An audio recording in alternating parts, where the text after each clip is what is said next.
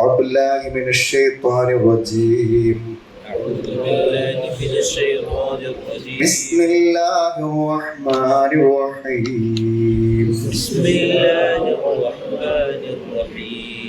قل أنبئكم بخير من ذلكم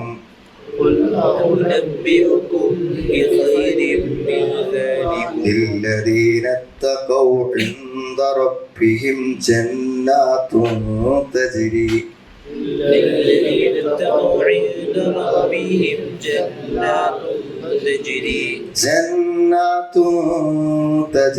من تحتها الأنهار خالدين فيها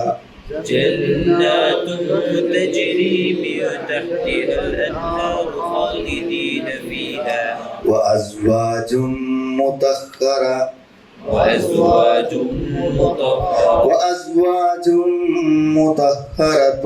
ورضوان من الله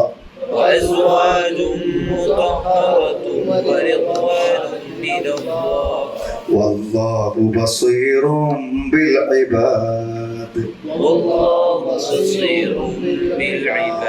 الذين يقولون ربنا إننا آمنا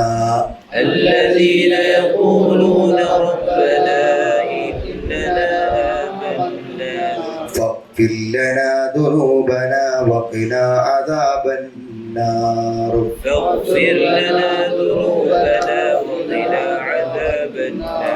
الصابرين والصادقين والقانتين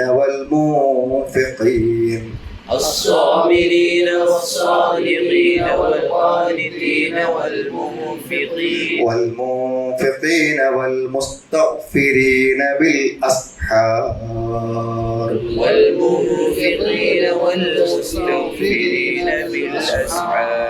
കഴിഞ്ഞ ക്ലാസ്സിൽ നമ്മൾ പറഞ്ഞതിന്റെ തുടർച്ച തന്നെയാണ് തൊട്ടടുത്ത് വരുന്ന ആയത്തുകൾ എന്ന് വേണമെങ്കിൽ നമുക്ക് പറയാം. എന്താണ് അതുമായുള്ള ബന്ധം എന്ന് പറയാൻ നമുക്ക് കഴിഞ്ഞ ക്ലാസ്സിൽ അവസാനമായിട്ട് നമ്മൾ പഠിച്ച 14-ാമത്തെ വചനത്തിന്റെ ആശയം ഒന്ന് ഓർമ്മിക്കണം. അതായത് മനുഷ്യന്റെ ജീവിതം എന്ന് പറയുന്നത് അവന്റെ മനസ്സിനെ അങ്ങേയറ്റം ആകർഷിക്കുന്ന ചില കാമ്യ വസ്തുക്കൾ, അവനെ മോഹിപ്പിക്കുന്ന മോഹ വസ്തുക്കളുമായി കേന്ദ്രീകരിച്ചാണ് മനുഷ്യന്റെ ജീവിതത്തിന്റെ എല്ലാം ബന്ധപ്പെട്ട് കിടക്കുന്നത്. അതൊന്ന് സ്ത്രീകൾ, മറ്റൊന്ന് മക്കൾ, പിന്നെ ഒന്ന് എന്താണ്, കൂട്ടിയിടപ്പെട്ട അട്ടിയാക്കിയിടപ്പെട്ട കൂമ്പാരങ്ങൾ, സ്വർണത്തിന്റെയും വെള്ളിയുടെയും, അതേപോലെ നല്ല വാഹനങ്ങൾ, തയ്യാറാക്കപ്പെട്ട കുതിരകൾ, ലക്ഷണമൊത്ത കുതിരകൾ, അതേപോലെ തന്നെ നാൽക്കാലികൾ, കൃഷി, ഇതൊക്കെ ഇങ്ങനെയുള്ള ഭൗതിക വിഭവങ്ങളുമായി ബന്ധപ്പെട്ടിട്ടാണ് മനുഷ്യന്റെ ആഗ്രഹവും മനുഷ്യന്റെ താല്പര്യവും. പിന്നെ അതിന്റെ അനുബന്ധങ്ങളാണ് ബാക്കി മനുഷ്യന്റെ ജീവിതത്തിന്റെ എല്ലാ കാര്യങ്ങളും എന്നാണ് പറയുന്നത്. അപ്പൊ സത്യത്തിൽ എന്താ വെച്ചാൽ ഇതിലുള്ളൊരു വലിയൊരു അപകടം എന്ന് പറഞ്ഞാൽ വളരെ ഉന്നതമായ, ഒരിക്കലും മരണമില്ലാത്ത, ഉദാത്തമായ, ഒരു കണ്ണും കാണാത്ത, ഒരു കാതും കേൾക്കാത്ത, മരണമില്ലാത്ത ഒരു സ്വർഗം, അത് നേടിയെടുക്കാനുള്ള പരിമിതമായ നമ്മുടെ ജീവിതത്തിന്റെ സമയം, അത് നമ്മൾ ഈ ആകർഷണീയ വസ്തുക്കളിൽ ശ്രദ്ധ കേന്ദ്രീകരിച്ച് അതിൽ സന്തോഷിച്ച് അതിൽ ആഹ്ലാദിച്ച് അതിലഭിരമിച്ച് നമ്മൾ മുന്നോട്ട് പോയാൽ നഷ്ടപ്പെടുന്നത് വളരെ പ്രധാനപ്പെട്ട നമ്മുടെ ജീവിത ലക്ഷ്യമായുള്ള സ്വർഗമാണ് മനുഷ്യൻ നഷ്ടപ്പെട്ടു പോവുക. ഇതൊക്കെ മതാഉൽ ഹയാത്തി ദുനിയ, ഇഹലോക ജീവിതത്തിലെ വിഭവങ്ങളാണ്. വല്ലാഹു ഇൻദഹു ഹുസ്നുൽ മആബ്, ഏറ്റവും നമുക്ക് മടങ്ങിച്ചെല്ലാൻ പറ്റുന്ന ഏറ്റവും നല്ല സ്ഥലം അള്ളാഹുവിന്റെ അടുക്കലുള്ള സ്വർഗമാണ് എന്നാണ് ഇപ്പോ കഴിഞ്ഞ ക്ലാസ്സിൽ പറഞ്ഞത്. അപ്പൊ ഇനി എത്രയൊക്കെ നമ്മൾ പറഞ്ഞാലും നമ്മളെല്ലാവരും അളവുകളിൽ വ്യത്യാസമുണ്ടെങ്കിലും നമ്മുടെ എല്ലാം ശ്രദ്ധ ഇതിലാണ് കേന്ദ്രീകരിക്കപ്പെടുന്നത്. ഇപ്പൊ നമ്മളിപ്പോ കേവലം നമ്മുടെ വീട്ടിലുള്ള ഒരു നമ്മുടെ ഒരു ഭാര്യയെ അല്ലെങ്കിൽ ഒരു ഉമ്മനെ നമ്മുടെ മനസ്സ് കണ്ടാൽ മതി. എന്താണ് അവർ ജീവിതത്തിൽ ഏറ്റവും അധികം സമയം എടുത്തുകൊണ്ട് ചെയ്തുകൊണ്ടിരിക്കുന്നത് എന്നാണ്. ഒരു വിവാഹം കഴിഞ്ഞത് മുതൽ അല്ലെങ്കിൽ ഒരു പ്രായപൂർത്തിയായത് മുതൽ എന്ത് ചെയ്യാണ്, നമ്മുടെ വീട്ടിലെ അടുക്കളയിലും അതിന്റെ ജോലികളും കാര്യങ്ങളിലും നിരതമാവുകയാണ്. അതൊരു അവസാനമില്ലാത്ത അനന്തമായ ഒരു പ്രക്രിയയാണ്. അപ്പൊ നമ്മൾ അത് നമ്മുടെ കുട്ടികളെ നോക്കിയിട്ടും നമ്മുടെ ഭക്ഷണം ഉണ്ടാക്കിയിട്ടും നമ്മുടെ ജീവിതത്തിന്റെ ഒരു സമയം അതിൽ കേന്ദ്രീകരിക്കുന്നത് വേണ്ടതല്ല എന്നല്ല. പക്ഷെ മുഴുവൻ ഊർജവും മുഴുവൻ താല്പര്യവും നമ്മൾ അതിൽ മാത്രം കേന്ദ്രീകരിക്കപ്പെടുമ്പോൾ എന്തെങ്കിലും ഒരു മതപരമായ കാര്യങ്ങൾ പഠിക്കാതെ, നമസ്കാരം വക്തിന് നിർവഹിക്കാതെ, ജീവിതത്തിൽ മതപരമായ കാര്യങ്ങളിൽ എന്തെങ്കിലും നമ്മുടേതായ നിലക്കിൽ എന്തെങ്കിലും ചില പ്രവർത്തനങ്ങൾ, പ്രബോധന പ്രവർത്തനങ്ങളിൽ ഏർപ്പെടാതെ, അല്ലെങ്കിൽ അങ്ങനത്തെ ഒരു സൗഹൃദം ഉണ്ടാക്കാതെ ജീവിതം മുഴുവനും എന്ത് ചെയ്യുക, നമ്മുടെ ഭൗതികമായ ഒരു തൊഴിലോ ജോലിയിലോ മാത്രം കേന്ദ്രീകരിക്കപ്പെടുക എന്ന് പറഞ്ഞാൽ എത്ര വലിയ നഷ്ടമാണ് ഉണ്ടാവുന്നതെന്ന്. അപ്പൊ നമുക്ക് എങ്ങനെ ഈ ആകർഷണീയ വസ്തുക്കളോട് ഒരു അകലം പാലിച്ച് നമുക്ക് എങ്ങനെ ജീവിക്കാന്ന് ഇപ്പൊ കഴിഞ്ഞ ക്ലാസ്സിൽ നമ്മൾ പറഞ്ഞു, അതിന്റെ ആശയം പറഞ്ഞപ്പോ പറഞ്ഞൊരു കാര്യമാണ്. അപ്പോ നരകാവകാശികളായ ആളുകൾ എന്ത് ചെയ്യും, ഇതിന് മാത്രമായാണ് ജീവിക്കും. നല്ല വാഹനം വാങ്ങുക, നല്ല നിക്ഷേപങ്ങൾ ഉണ്ടാക്കുക, നല്ല വ്യവസായങ്ങൾ തുടങ്ങുക, ഇതിനു വേണ്ടി മാത്രമായിട്ട് അങ്ങോട്ട് ജീവിക്കും. എന്നാൽ വിശ്വാസി എന്ത് ചെയ്യും, ഇതിനെയൊക്കെ പരലോകത്തേക്ക് ഉപകാരപ്പെടുന്ന രൂപത്തിൽ അതിനെ പരിവർത്തിപ്പിക്കും. മക്കളെ കൊണ്ട് പരലോകത്തുനിന്ന് ഉപകാരം കിട്ടും, നിക്ഷേപങ്ങളെ കൊണ്ട് പരലോകത്തുനിന്ന് ഉപകാരം കിട്ടും, കൃഷി കൊണ്ടും നാൽക്കാലികളെ കൊണ്ടും ജീവിത സൗകര്യങ്ങളെ കൊണ്ടൊക്കെ എന്ത് കിട്ടും എന്ന് വിചാരിക്കുമ്പോൾ അവൻ അത് ലാഭകരമാകും. ആ പരീക്ഷണത്തിൽ അവൻ എന്ത് ചെയ്യും, വിജയിക്കും. പിന്നെ ഇതൊന്നുമല്ല ജീവിതം എന്ന് പറയുമ്പോൾ പാവപ്പെട്ട ആളുകൾക്ക്, ഈ സമ്പന്നമായ സൗകര്യങ്ങളൊന്നും ഇല്ലാത്ത ആളുകൾക്ക് ഒരു മനസമാധാനം കിട്ടും. ഇതൊക്കെ നമ്മൾ കഴിഞ്ഞ ക്ലാസ്സിൽ പറഞ്ഞതാണ്. എന്നിട്ട് ഇതിനോടൊരു അകലം പാലിച്ച് നമ്മുടെ അടിസ്ഥാനപരമായ മതപരമായ കാര്യങ്ങൾ നിർവഹിച്ചു പോകാൻ എന്താണ് പരിഹാരം? അതാണ് അടുത്ത ആയത്ത്. കുൽ, നബിയെ അവരോട് ചോദിക്കുക, അഉനബ്ബിഉകും ബിഖൈരിൻ മിൻ ദാലികും, അതിനേക്കാളും ഉത്തമമായതിനെ കുറിച്ച് ഞാൻ നിങ്ങൾക്ക് പറഞ്ഞു തരട്ടെയോ? അതിനേക്കാളും ഉത്തമമായതിനെ കുറിച്ച് ഞാൻ നിങ്ങൾക്ക് പറഞ്ഞു തരട്ടെയോ എന്ന്. ഏതിനേക്കാളും? നിങ്ങൾക്ക് അലങ്കാരമായി കാണിക്കപ്പെടുന്ന കാമ്യ വസ്തുക്കളായ, മനുഷ്യന് പ്രേമം തോന്നുന്ന അലങ്കാരങ്ങളായി കാണിക്കപ്പെട്ട സ്ത്രീകൾ, പുത്രന്മാർ, സ്വർണം, വെള്ളി, ഇതിനേക്കാളുമൊക്കെ നിങ്ങൾക്ക് ഹൈറായത് ഞാൻ നിങ്ങൾക്ക് പറഞ്ഞു തരട്ടെയോ?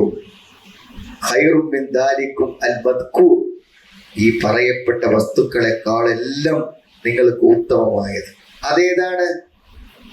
ലില്ലദീന തഖൗ ഇൻദ റബ്ബിഹിം ജന്നാതുൻ തജ്രി മിൻ തഹ്തിഹൽ അൻഹാർ.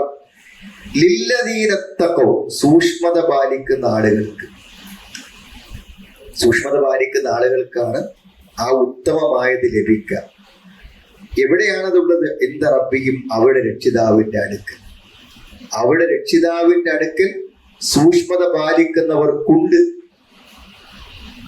ഈ പറയപ്പെട്ട വസ്തുക്കളെക്കാളെല്ലാം ആകർഷണീയമായ, ആസ്വാദകരമായത് ഏതാണത്? ജന്നാത്ത്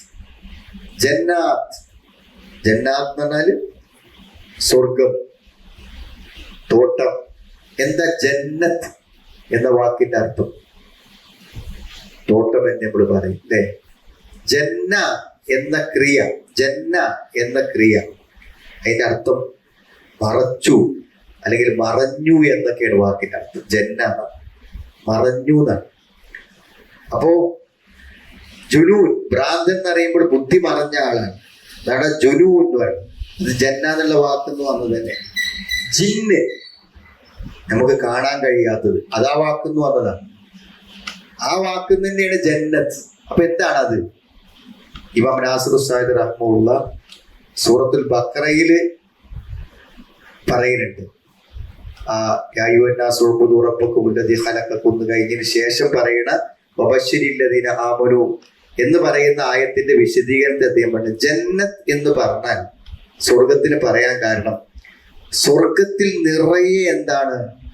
മരങ്ങളും കൊമ്പുകളും ശാഖകളും ശിഖരങ്ങളും മനോഹരമായിട്ടുള്ള തോട്ടങ്ങളും കൊണ്ട് എന്താണ് ആവരണം ചെയ്യപ്പെട്ടിരിക്കുകയാണ് അവിടെ. അതുകൊണ്ട് ആ തോട്ടം ഈ മനോഹരമായ മരങ്ങളെ കൊണ്ടും പഴങ്ങളെ കൊണ്ടും ആവരണം ചെയ്യപ്പെട്ട് മറക്കപ്പെട്ടിരിക്കുകയാണ് ആ ഭൂമി. അതുകൊണ്ടാണ് ജന്നത്ത് എന്ന് പറയുന്നത്. അതോടൊപ്പം അങ്ങനെയുള്ള ഒരു സ്ഥലം എന്ന് പറയുമ്പോൾ അതിൽ കുളിരുണ്ട്, സുഗന്ധമുണ്ട്, ഭക്ഷണമുണ്ട്, ആനന്ദമുണ്ട്, എല്ലാമുണ്ട്. അത് രണ്ടും കൂടെ സമ്മേളിക്കുന്നത് കൊണ്ടാണ് സ്വർഗത്തിന് ജന്നത്ത് എന്ന വാക്ക് ഉപയോഗിച്ചത്. ഇപ്പൊ തോട്ടങ്ങൾ തന്നെയാണ്, മനോഹരമായ തോട്ടങ്ങൾ, കാണാൻ അതിമനോഹരമായ അതിവിശാലമായ എല്ലാം. അവിടുത്തെ അതിൻ്റെ അഫ്നാനുകൾ, അതേപോലെ തന്നെ അവസാനുകൾ, അതിൻ്റെ കൊമ്പുകളെ കൊണ്ടൊക്കെ എന്താണ് അത് ആ ഭൂമി, സ്വർഗഭൂമി ആവൃതമായിരിക്കുന്നു, ആവരണം ചെയ്യപ്പെട്ടിരിക്കുന്നു. അതുകൊണ്ടാണ് ജന്നത്ത് എന്ന് അതിനുപയോഗിക്കാൻ കാരണം എന്നാ വേണം. അപ്പൊ എല്ലാം നിറഞ്ഞു നിൽക്കുന്നതാണ്. ഈ ജന്നാത്തുൽ ആലിയാത്ത് ദാത്തുൽ മനാസിലിൽ അനീഖ, മനോഹരമായ ഭവനങ്ങൾ, വൽഉറഫുൽ ആലിയ, ഉന്നതമായിട്ടുള്ള മണിമാളികകൾ, വല്ലസ്ജാറുൽ മുതനബ്ബിഅ അൽ മുസ്മിറ ബിഅൻവാഇ തിമാർ, വ്യത്യസ്ത പഴങ്ങളും വിവിധങ്ങളായ മരങ്ങളുമുള്ള സ്ഥലം. പിന്നെയോ തജ്രി മിൻ തഹ്തിഹൽ അൻഹാർ, അതിന്റെ താഴ്ഭാഗത്തൂടെ നദികൾ ഒഴുകുന്നു. നമ്മുടെ താഴ്ഭാഗത്തൂടെ നദികൾ ഒഴുകുന്നു പറഞ്ഞാല് ആളുകൾ താമസിക്കുന്ന കൊട്ടാരത്തിന്റെ സൈഡിൽ കൂടെ കയറുന്നതാണ്. സൈഡിൽ കൂടിയല്ല, താഴത്ത് എന്ന് പറഞ്ഞാൽ താഴെ തന്നെ. പക്ഷെ ഒരു കാര്യം എന്താ വെച്ചാല്, നമ്മളിത് ഇതിന്റെ തുടക്കത്തിൽ ഈ മുഹ്കമ മുത്തശാബിഹാത്ത് പഠിച്ചപ്പോ അവിടെ മുത്തശാബിഹാത്ത് പറഞ്ഞപ്പോ പറയേണ്ടത്, ഈ സ്വർഗത്തെ കുറിച്ചൊക്കെ പറഞ്ഞാൽ എപ്പോഴും നമുക്കത് മുത്തശാബിഹീകരണം. എന്തുകൊണ്ടാ? നമ്മുടെ ഭാവനയിൽ നമുക്ക് കാണാൻ പറ്റൂല. അഥവാ നമ്മുടെ ഭാവനയിൽ കണ്ടാൽ അത് സ്വർഗമല്ല. കാരണം സ്വർഗത്തെ കുറിച്ച് അത് എന്താ പറഞ്ഞത്? ഒരു മനുഷ്യന്റെ മനസ്സിനും അത് സങ്കല്പിക്കുക സാധ്യമല്ല. അപ്പൊ അത് സ്വർഗാവൂല. അപ്പോ നമുക്ക് സങ്കല്പിക്കാൻ പോലും പറ്റാത്ത സുഖങ്ങളാണ് അവിടെ. അതുകൊണ്ടാണ് താഴ്വാരത്തിലൂടെ നമ്മൾ താമസിക്കുന്ന കെട്ടിടങ്ങളുടെ താഴ്വാരത്തിലൂടെ നദികൾ ഒഴുകുന്ന പറഞ്ഞാൽ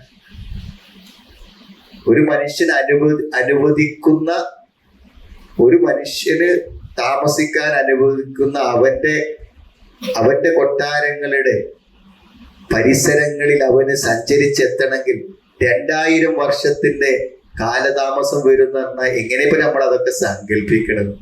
അവിടുത്തെ ഒരു മരത്തിന്റെ നിഴല് പോലും നമുക്ക് സങ്കല്പിക്കാൻ പറ്റൂല. അപ്പൊ അതിലൊരു ചാട്ടവാറ് വെക്കാനുള്ള സ്ഥലം ഈ ഭൂമിയിലെ സർവ്വ സുഖങ്ങൾക്കും അപ്പുറമാണെന്ന് പറയുമ്പോൾ, ഒരു ചാട്ടവാറ് വെക്കുന്ന സ്ഥലത്ത് ഈ ഭൂമിയിലെ സുഖ സൗകര്യങ്ങളെക്കാളും വലിയ സൗകര്യങ്ങൾ ഏർപ്പെടുത്തുന്നുണ്ടെങ്കിൽ നമുക്ക് എങ്ങനെ സങ്കല്പിക്കാൻ പറ്റും? ഒരിക്കലും നമുക്ക് സങ്കല്പിക്കാൻ പറ്റില്ല. അതാണോ വേണ്ടത്? അത് ഇവിടുത്തെ ഈ വാഹനങ്ങളും സ്വർണവും വെള്ളിയും ഒക്കെയാണോ വേണ്ടത് എന്നാണ് എന്ത് ചെയ്യണത് അള്ളാഹു ചോദിക്കുന്നത്. തജ്രി മിൻ തഹ്തിഹൽ അൻഹാർ, താഴ്വാരത്തിലൂടെ നദികൾ, അൽ അൻഹാറു ജാരിയ അലാ ഹസ്ബി മുറാദിഹി, അവിടുത്തെ നദികളെ നമുക്ക് പൊട്ടി ഒഴിപ്പിക്കാൻ പറ്റും. നമുക്ക് വേണ്ടോടത്തേക്ക് വരും. എല്ലാവിധത്തിൽ അൻഹാറും മിൻ ഖംറിൻ, എല്ലാ തരത്തിലുള്ള നദികളും അതിലൂടെ ഒഴുകിക്കൊണ്ടിരിക്കുന്നുണ്ട് എന്നാണ്.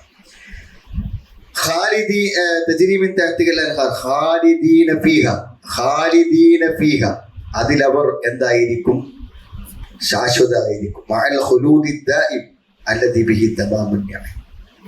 ശാശ്വതത്വമില്ലാത്ത ഒന്നിനും. നമ്മളിപ്പോ ഒരു സാധനം പർച്ചേസ് ചെയ്യാൻ വേണ്ടി ചെന്നിട്ട് നമ്മളിങ്ങനെ വില ഓവറായി കണ്ട് മടിച്ചു നിൽക്കുകയാണെങ്കിൽ അയാൾ എന്താ പറയാറ്? 1 വർഷത്തെ ഗ്യാരണ്ടി ഉണ്ട്. അപ്പോഴാണ് നമ്മൾ വാങ്ങുന്നത്. അത് പറയുമ്പോഴല്ലേ ഇപ്പൊ നമ്മൾ വാങ്ങണോ വാങ്ങണ്ടേന്ന് ആലോചിച്ച് നിൽക്കുമ്പോഴാണ്. മനുഷ്യന്റെ ഏറ്റവും വലിയ സംഗതിയാണ് ഒന്നും, അവിടെയുള്ള ഒരു സംഗതിക്കൊന്നും സംഭവിക്കൂല. അതേക്കാലത്തും അങ്ങനെ തന്നെ ഉണ്ടാവും. അതിൽ പ്രവേശിച്ച ഒരുത്തൻ പിന്നെ പുറത്തിറങ്ങണ പ്രശ്നമില്ല. സലാമുൻ അലൈക്കും തിബ്തും ഫദ്ഖുലൂഹാ ഖാലിദീൻ, നിങ്ങൾക്ക് ശാന്തി സമാധാനം, കേറിക്കോളി.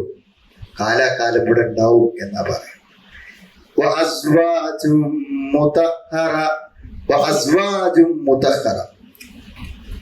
പരിശുദ്ധമാക്കപ്പെട്ട ഇണകൾ ഉണ്ടായിരിക്കുന്നു.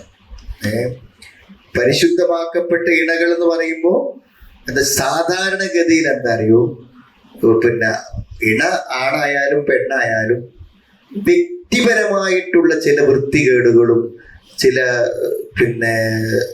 അശുദ്ധികളും അതേപോലെ തന്നെ നമുക്ക് പരസ്പരം ബന്ധപ്പെട്ട് ജീവിച്ചു പോകുമ്പോൾ നമുക്ക് തൃപ്തിപ്പെട്ടു പോവാൻ പറ്റാത്ത ചില പ്രയാസങ്ങൾ വ്യക്തിപരമായും ശാരീരികമായും സ്വഭാവപരമായും ഒക്കെ ഉണ്ടാവുന്നുണ്ട്. അപ്പൊ ഇവിടെ നമ്മൾ എന്ത് സുഖം അനുഭവിക്കണമെങ്കിലും അതിലൊക്കെ നമ്മൾ ചില ന്യൂനതകളെ, ചില കുറവുകളെ, ചില അപൂർണതകളെ, ചില അസംതൃപ്തികളെ മാനേജ് ചെയ്ത് കാട്ടേ നമുക്ക് മുന്നോട്ട് പോകാൻ പറ്റും. 100% സംതൃപ്തിയോടുകൂടെ കാണാൻ ഒരു കാര്യത്തിൽ പറ്റൂല. ഇവിടെ അസുവാജം മുതഹറ എന്ന് പറഞ്ഞാല് നല്ല സ്വഭാവം, നല്ല ശാരീരിക പ്രവൃത്തി, മറ്റ് രോഗങ്ങളിൽ നിന്ന് മുക്തമായ അവസ്ഥ എല്ലാം അതിൽ പറയും, എല്ലാം ഉൾക്കൊള്ളുന്നതാണ് അത്. മിൻ കുല്ലി ഖദരിൻ വ ദനസിൻ വ ഐബിൻ ളാഹിരിൻ വ ബാത്തിനിൻ. എല്ലാവിധ അഴുക്കുകളിൽ നിന്നും മാലിന്യങ്ങളിൽ നിന്നും ന്യൂനതകളിൽ നിന്നും പ്രത്യക്ഷവും പരോക്ഷവുമായ എല്ലാ ന്യൂനതകളിൽ നിന്നും ഒക്കെ പരിശുദ്ധരായിരിക്കുന്ന അള്ളാഹുവിന്റെ അടുക്കൽ നിന്നുള്ള തൃപ്തിയും അവർക്കുണ്ടായിരിക്കുന്ന, അതാണ് അക്ബർ നഈം. സ്വർഗത്തിനേക്കാളും ഏറ്റവും വലിയ അനുഗ്രഹം എന്ന് പറഞ്ഞാൽ അള്ളാന്റെ തൃപ്തിയാണ്. അള്ളാന്റെ തൃപ്തി കിട്ടിയാൽ എല്ലാം കിട്ടി. സ്വർഗം തന്നെ അള്ളാഹുവിന്റെ തൃപ്തിയുടെ ഒരു ഭാഗമാണ്. അതാണ്. അപ്പൊ ഏതാ സ്വർഗാണോ വലുത്, അള്ളാഹുവിന്റെ തൃപ്തിയാണോ വലുത് എന്ന് വെച്ചാൽ റിദ്വാനുല്ലാഹി അക്ബർ എന്നാണ്. അള്ളാഹുവിന്റെ തൃപ്തിയാണ് ഏറ്റവും വലുത് എന്നാ പറയുന്നത്. ശരി, ഇതൊക്കെ പറയുന്നത് അവസാനത്തെ ആ ഒരു 2 വാക്കുമേ ആണ് നമ്മളെ ആശങ്കപ്പെടുത്തുക. എന്താ അള്ളാഹ് പറയണത്? വല്ലാഹു ബസീറും ബിൽ ഇബാദ്, വല്ലാഹു ബസീറും ബിൽ ഇബാദ്. ഓരോ അടിമയെ കുറിച്ചും സൂക്ഷ്മമായി അള്ളാഹുവിന് അറിയാം. സ്വർഗത്തേക്ക് കൊണ്ടുപോകാൻ പറ്റുമോ, കൊണ്ടുപോകാൻ പറ്റൂലേ, കൊടുക്കണോ കൊടുക്കണ്ടേ എന്ന് ഓരോ വ്യക്തിയെ കുറിച്ചും അള്ളാഹുവിന് കൃത്യമായി അറിയാൻ പറ്റുന്നവൻ. അല്ലാഹു ആലിമുൻ ബിമാ ഫീഹിം മിനൽ ഔസാഫിൽ ഹസന വൽ ഔസാഫിൽ ഖബീഹ. നല്ല ഗുണങ്ങളും ചീത്ത ഗുണങ്ങളുമായി നമുക്ക് ഓരോരുത്തർക്കും എന്തെല്ലാം ഉണ്ട് എന്ന് അള്ളാഹുവിന് അറിയാം. അപ്പോൾ യുവഫ്ഫിഖു മൻ ശാഅ മിൻഹും വയഖ്ദുലു മൻ ശാഅ മിൻഹും. അതുകൊണ്ട് നമ്മളെ പറ്റി നല്ലോണം അറിയണതുകൊണ്ട് തന്നെ പടച്ചോൻ അവൻ ഉദ്ദേശിക്കുന്നവരെ സ്വർഗത്തിൽ കയറ്റും, അവൻ ഉദ്ദേശിക്കുന്നവരെ സ്വർഗത്തിൽ നിന്നും ഒഴിവാക്കും. അള്ളാഹു കാത്തിരക്ഷിക്കട്ടെ. അപ്പൊ ആ സ്വർഗത്തിന് അർഹത നേടാൻ നമുക്ക് എന്ത് ചെയ്യണം? എല്ലാം അറിയുന്ന അള്ളാഹുവിന് ഇഷ്ടമില്ലാത്തത് അതാ പറഞ്ഞത്. അതുകൊണ്ട് എന്താണ്? ഇത്തഖൂഹു, നിങ്ങൾ അള്ളാഹിനെ സൂക്ഷിക്കണം. ബിഫിഅലി മാ അമറ ബിഹി, അവൻ കൽപ്പിച്ചത് ചെയ്യാൻ. അതേപോലെ തന്നെ അവൻ വിരോധിച്ച കാര്യം ഉപേക്ഷിക്കുകയും ചെയ്യാം.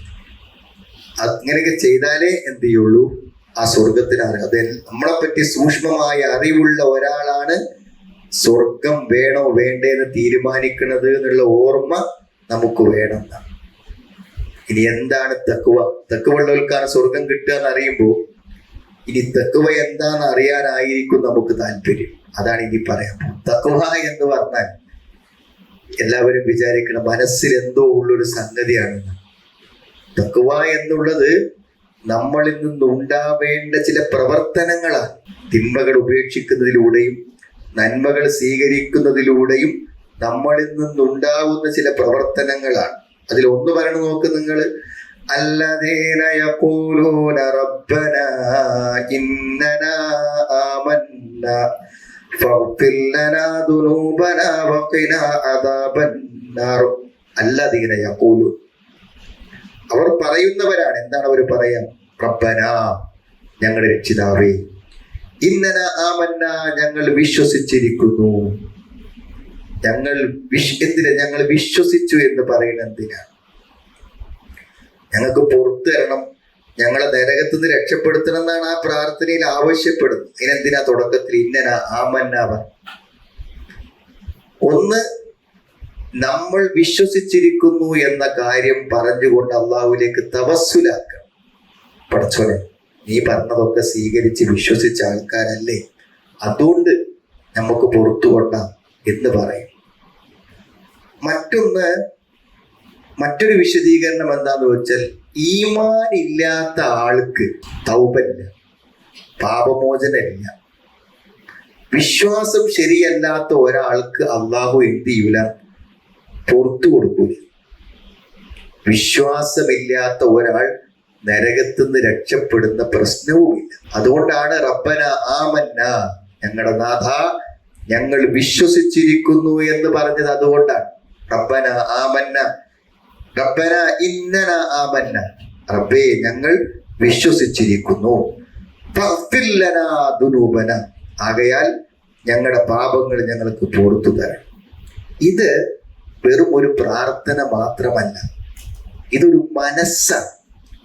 എല്ലാ പ്രാർത്ഥനകളും മനസ്സിന്റെ ഉള്ളിൽ നിന്ന് വരുന്നതാണ്. നമ്മളൊരു കാര്യം പ്രാർത്ഥിക്കണം എന്ന് വിചാരിക്കപ്പോഴാണ് ആ കാര്യം നമുക്ക് അത്ര അനിവാര്യമായതും അത്ര ആവശ്യമുള്ളതും നമ്മൾ പലപ്പോഴും നിസ്സഹായരായതും അത് തരാൻ അല്ലാഹുവിന് സാധ്യമാകുമെന്നതും എല്ലാം ഉൾക്കൊള്ളുന്ന മനസ്സിന്റെ ഒരു ബോധ്യമാണ് പ്രാർത്ഥന. മനസ്സിന്റെ ഒരു ബോധ്യമാണ് പ്രാർത്ഥന എന്ന് പറഞ്ഞത്. അപ്പോ ഇങ്ങനെ പ്രാർത്ഥിക്കണമെങ്കിൽ എന്ത് വേണമെന്നറിയൂ? നമ്മളിപ്പോ എത്ര നല്ല ആളായി ജീവിച്ചാലും നമ്മളെ മനസ്സിലുണ്ടാവേണ്ടത് ആ വിനയമാണെന്ന്. ഇതിന്റെയൊക്കെ കുറെ തെറ്റ് വന്ന് പോകുന്നുണ്ട്, എന്റെ സ്വഭാവത്തിലൊക്കെ കുറെ പ്രശ്നങ്ങളുണ്ട്, എനിക്ക് കുറെ സൂക്ഷ്മത കുറവുകളുണ്ട് എന്ന വിനയാന്വിതമായ ഒരു മനസ്സ്, അതാണ് പുറത്തു തരണം എന്ന് പറയുമ്പോൾ ഉണ്ടാകുന്ന ഒരു മനുഷ്യന്റെ മാനസികാവസ്ഥ. ഇപ്പൊ വിനയാന്വിതനായ ഒരു മുത്തഖിയായ വിനീതനായ സൂക്ഷ്മതയുള്ള ഒരു വ്യക്തിയാണ് എന്നതാണ് ഈ വാക്കുകൾ സൂചിപ്പിക്കുന്നത്.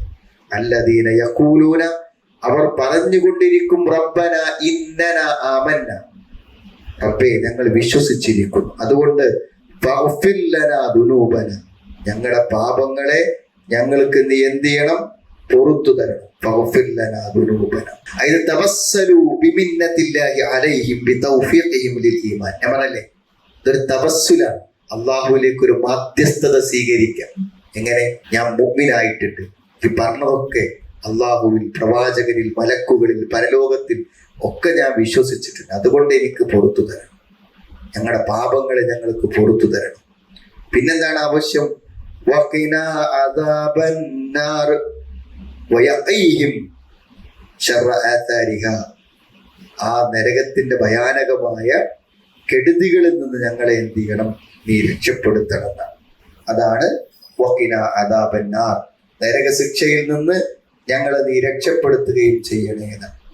വിശ്വാസം ഉള്ളിൽ തട്ടിയവൻ ആത്മാർത്ഥമായി ചോദിക്കുന്ന രണ്ട് കാര്യങ്ങളാണ്. ഒന്ന് നരകമോചനം, ഒന്ന് സ്വർഗപ്രവേശനം. അതുകൊണ്ടാണ് റസൂലുള്ള പറഞ്ഞത് 3 വട്ടം സ്വർഗം ചോദിച്ചാൽ അവന് സ്വർഗം കിട്ടുന്നവൻ. 3 പ്രാവശ്യം അല്ലാഹുമ്മ ഇന്നി അസ്അലുക്കൽ ജന്ന എന്ന് പറയാൻ എന്താ പല പ്രയാസമുണ്ട്. പക്ഷെ ആഗ്രഹിച്ചത് ചോദിക്കണമെങ്കിൽ അതിൻ്റെ ഒരു ഗൗരവം ഉൾക്കൊണ്ട് ആഗ്രഹിച്ച് എന്ത് ചെയ്യണം? അതിനു വേണ്ടി ഇതൊക്കെ ചെയ്ത് ഒക്കെ നിൽക്കുന്ന ഒരാൾക്ക് ആ ചോദ്യം വരുള്ളൂ, മനസ്സ് തട്ടിയിട്ട്. അങ്ങനത്തെ ഒരാൾക്ക് അത് ചോദിക്കാൻ പറ്റൂ.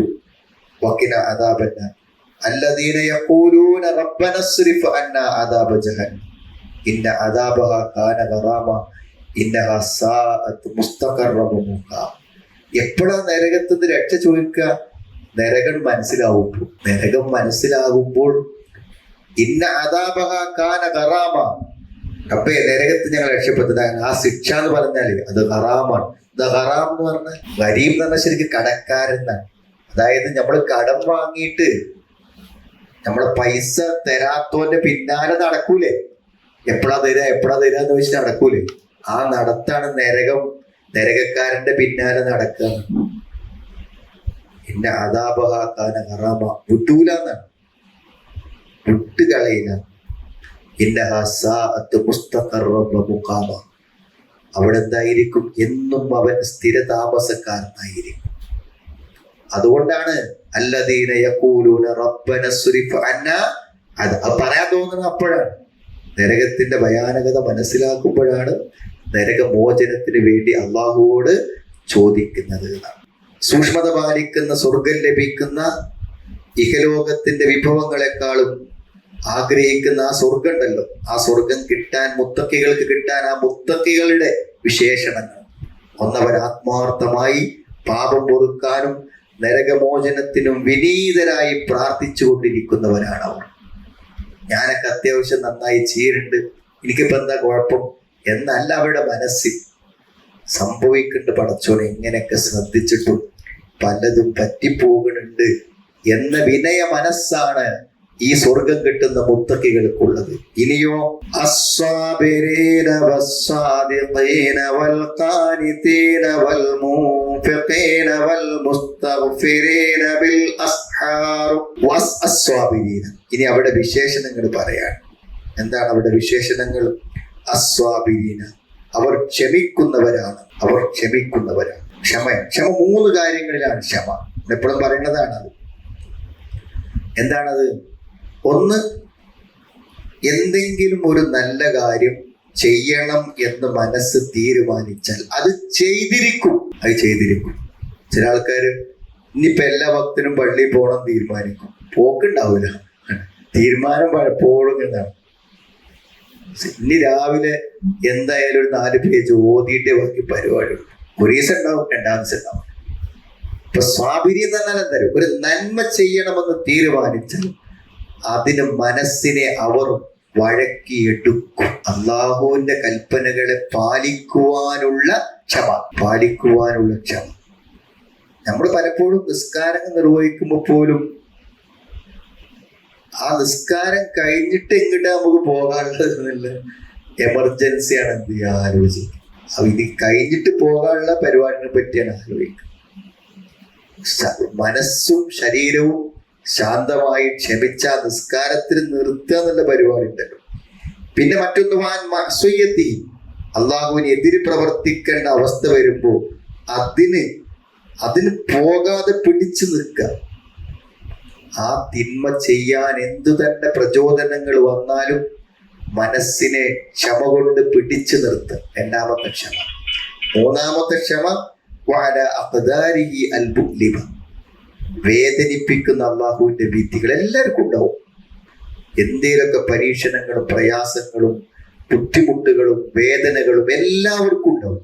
അത് നമ്മുടെ ജീവിതത്തെയോ നമ്മുടെ വിശ്വാസത്തെയോ നമ്മുടെ നന്മകളെയോ ഒന്നും ബാധിക്കാതെ കൊണ്ടുപോകുക.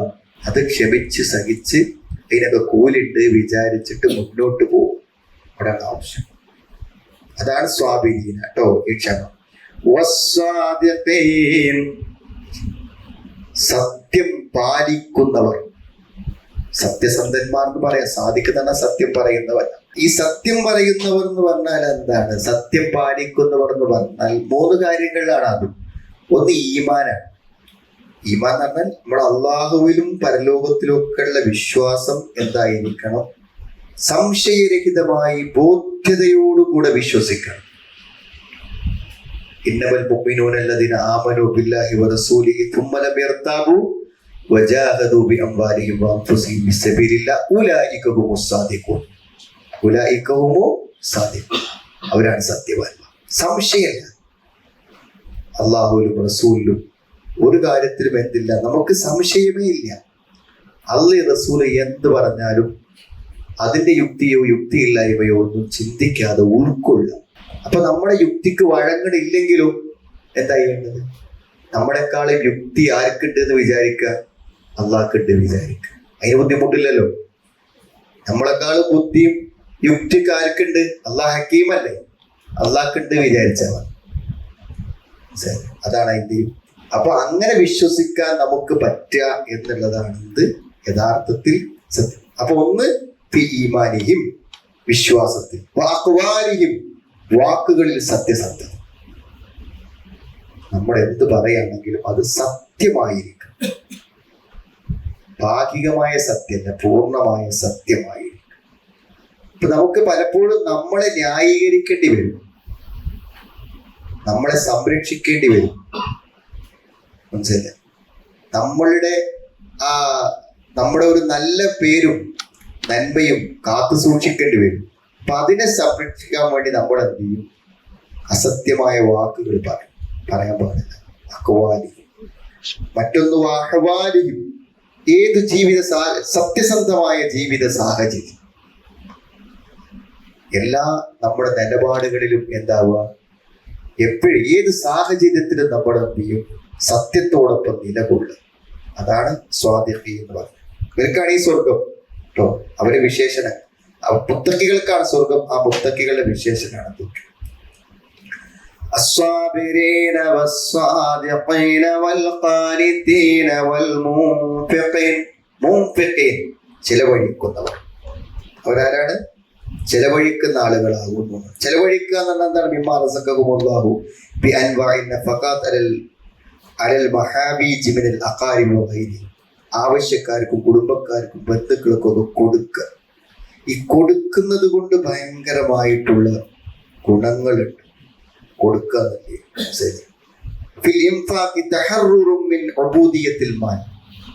ഈ ധനത്തിന്റെ അടിമത്വം, ഈ പൈസനോടുള്ള ആർത്തികളും അത് തീരണമെങ്കിൽ അത് സദക്ക കൊണ്ടേ കഴിയും.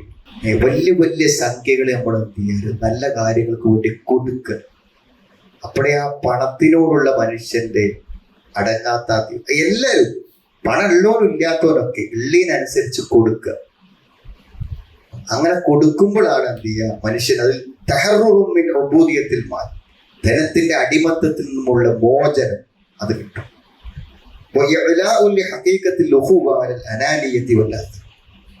സ്വാർത്ഥനായിരിക്കും മനുഷ്യൻ.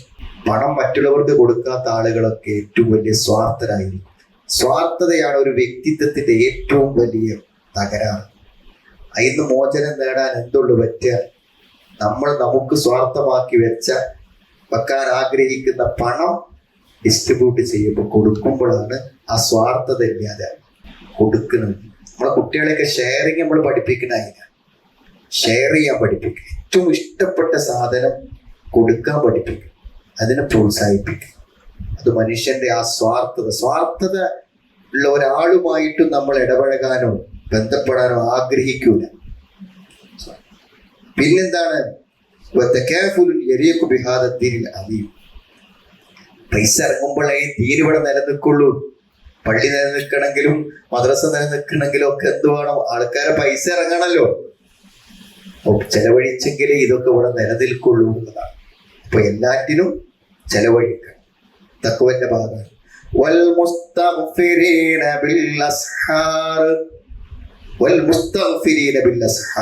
അങ്ങനെ എന്ത് ചെയ്യും? അവര് അത്താഴ സമയങ്ങളിൽ, അവര് നിശാന്ത്യവേളകളിൽ അവർ പാപമോചനം തേടുന്നവരാകുന്നു എന്നാണ്. നിശാന്ത്യവേളകളിൽ അവർ പാപമോചനം തേടുന്നവരാകുന്നു എന്നാണ്. അതൊരു ഗുണാണ്. പിന്നെ അത് ശരിക്കും പറയുന്നത് മത്തു അസ്വലാത്ത് ഇല സഹർ എന്നാണ്. രാത്രി നിസ്കാരത്തിന് നിന്ന് അവസാനം അതെന്ത് ചെയ്യും? അത്താഴ സമയത്തേക്ക് അന്ത്യയാമം വരെ അവിടെ എത്തിക്കഴിഞ്ഞാൽ സുമ്മ ജലസു. നമ്മളൊക്കെ ഈ വിത്തറും തഹജ്ജുദൊക്കെ കഴിഞ്ഞ് കുറച്ചേരം സുബഹി ബാങ്ക് കൊടുത്തിട്ടില്ലെങ്കിൽ അവിടെ ഇരുന്നിട്ട് യസ്തഗ്ഫിറൂന റബ്ബഹും, അള്ളാഹുവോട് പശ്ചാത്തപിച്ച് മടങ്ങുക, ഇസ്തിഗ്ഫാർ നടത്തുക, അസ്തഗ്ഫിറുല്ലാഹ് അസ്തഗ്ഫിറുല്ലാഹ് വഅതൂബു ഇലൈഹി എന്നൊക്കെ നമ്മൾ എന്ത് ചെയ്യുക? പറയാം. അപ്പോ അങ്ങനെ പറയാനുള്ള ഒരു വിനയാന്വിതമായ ഒരു മനസ്സുണ്ടല്ലോ, അതാണ് മനുഷ്യന് ഏറ്റവും അനിവാര്യമായിട്ടുള്ള കാര്യം. അപ്പൊ ഇനി പറയണത്, നമുക്ക് സ്വർഗം കിട്ടുമോ, നമുക്ക് സ്വർഗം കിട്ടുമോ എന്ന് നമ്മളൊരു മുവാസനത്ത് നടത്തുക. ഏത്? നരകത്ത് നിന്ന് ആത്മാർത്ഥമായിട്ട് രക്ഷപ്പെടുത്താൻ പറയണ ഒരു മനസ്സ് നമുക്കുണ്ടോ? നമുക്ക് ഈ ക്ഷമ കിട്ടുന്നുണ്ടോ? നമ്മൾ സത്യസന്ധത പാലിക്കുന്നുണ്ടോ? ഖാനിത്തീൻ പറഞ്ഞിട്ടല്ലേ നമ്മള്. ഖാനിത്തീൻ എന്ന് പറഞ്ഞാൽ എന്താണ്? ഖാനിത്തീൻ എന്ന് പറഞ്ഞാൽ ഭക്തന്മാർ, കുനൂത്ത്. അതാണ്. അപ്പൊ ഖാനിത്തീൻ എന്ന് പറഞ്ഞാൽ കുനൂത്ത് എന്ന് പറഞ്ഞാൽ ഫിൽ ഖുനൂതി ലില്ലാഹി അദാഉ ലിഹഖിൽ ഉലൂഹിയ്യത്ത്. വഖിയാമൻ വാജിബുൻ അൽ ഉബൂദിയ്യ. അത് പറഞ്ഞാൽ അള്ളാഹ് നമ്മളോട് നിർവഹിക്കാൻ വേണ്ടി പറഞ്ഞിട്ടുള്ള എല്ലാ നിർബന്ധമായ കാര്യങ്ങളും ആരാധനാപരമായ കാര്യങ്ങളും ശരിയായി നിർവഹിച്ച് അള്ളാഹുവോട് ഭക്തി കാണിക്കുക. അതാണ് ഖാനിത്തി എന്ന് പറഞ്ഞാൽ, ഭക്തി കാണിക്കുന്ന ആള്. ഇപ്പൊ ഈ പറയപ്പെട്ട ഗുണങ്ങളൊക്കെ ഉണ്ടോ എങ്കിൽ അവർ മുത്തഖികളാണ്. മുത്തഖികളാകുമ്പോൾ അവരാരാണ്? സ്വർഗാവകാശികളും ആണ്. അതാണ് ഈ പറഞ്ഞതിന്റെ ഒരു രത്ന ചുരുക്കം.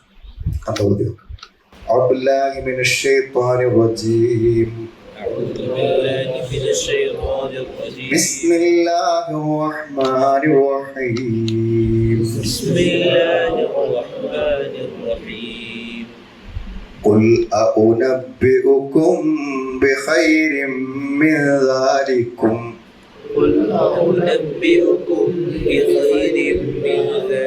للذين اتقوا عند ربهم جنات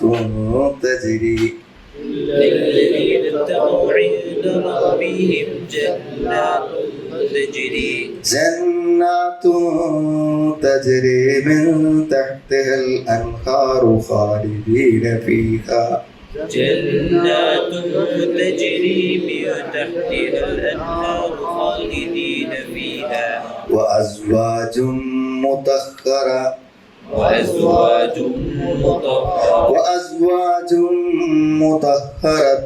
ورضوان من الله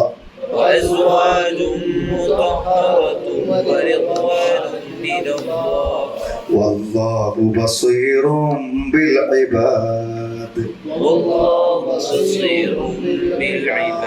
الذين يقولون ربنا إننا آمنا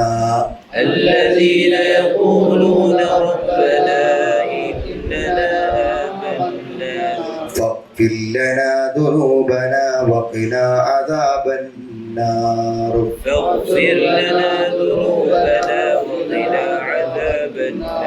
الصابرين والصادقين والقانتين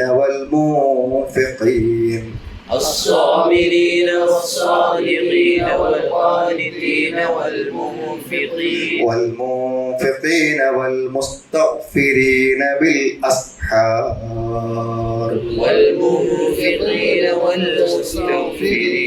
بالأسحار